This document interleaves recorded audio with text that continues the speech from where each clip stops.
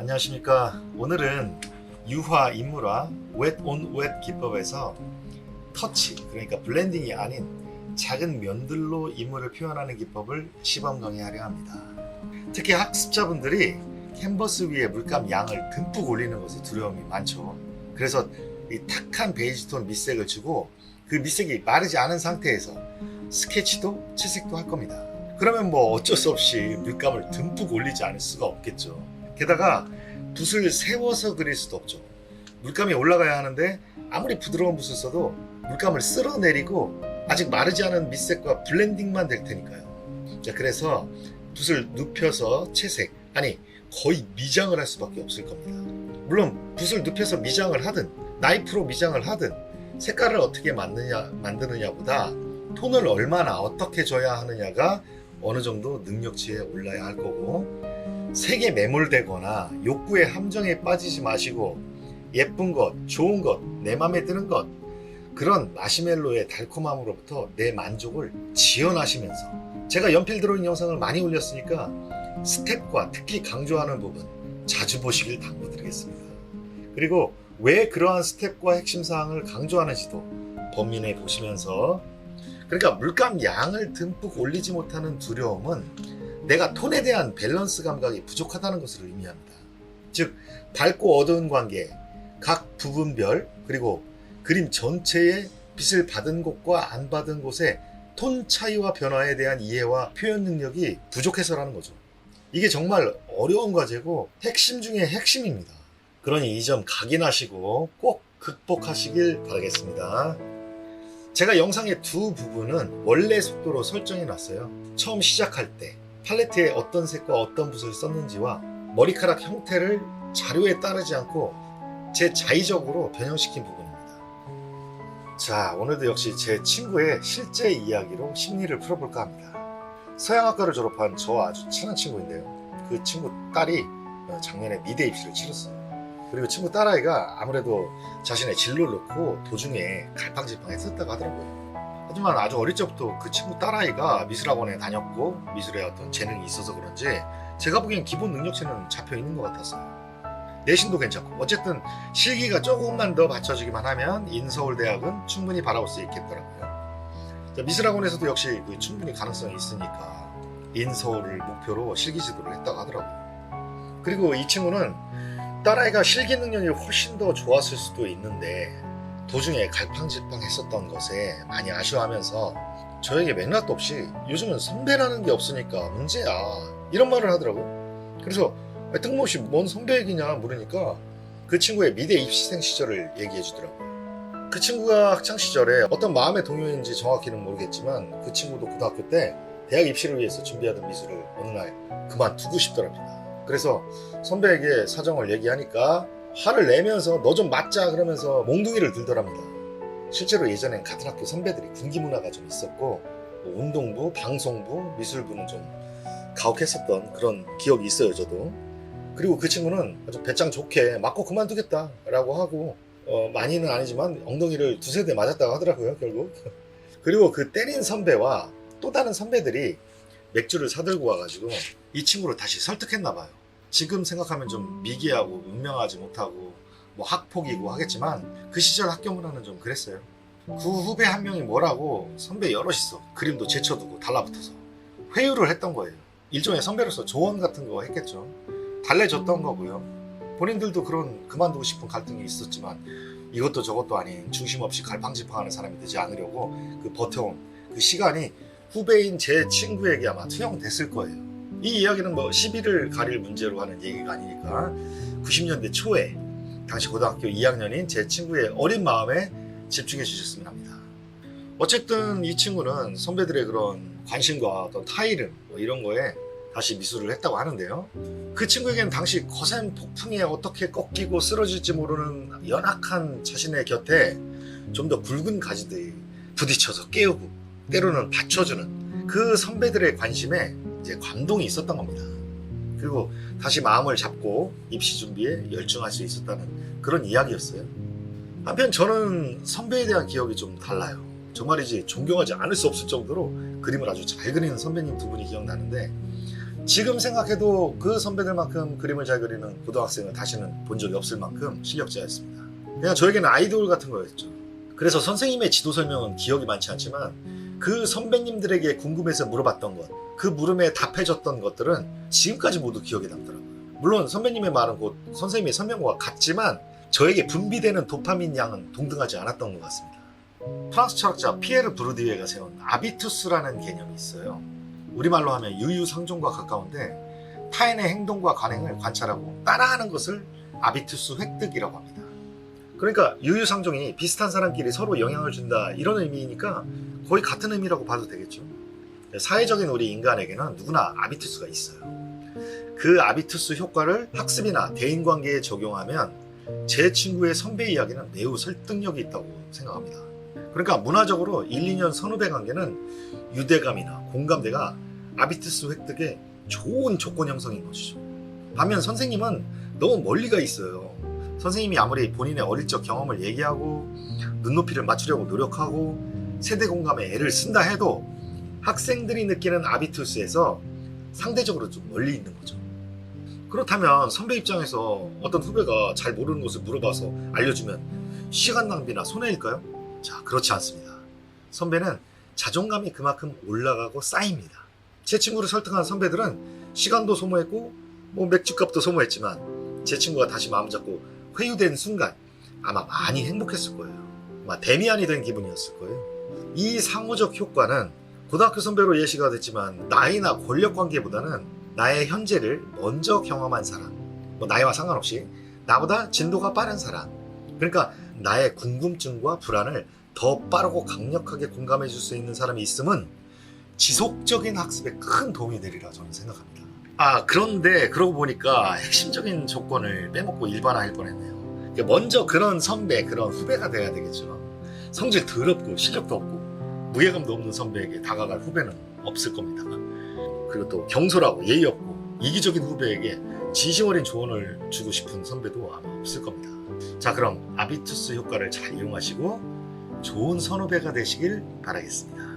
자, 인물화 웨트 온 웨트 터치 기법 시범 강의를 하겠습니다. 자, 팔레트고요. 어떤 색을 쓰는지 알려드릴게요. 자, 티타늄 화이트가 있고요. 오레오린 옐로우, 마젠타, 번트 시에나, 카디움 그린, 비리디언, 프루시안 블루, 그 다음에 파탈로 블루를 썼어요. 그리고 지금 밑색이 젖어있는 상태예요. 아니, 말라있더라도 밑칠이 두껍게 들어갔으니까 부드러운 붓으로, 그 아크릴 브러쉬죠, 스케치를 합니다. 이건 이해되시죠? 예.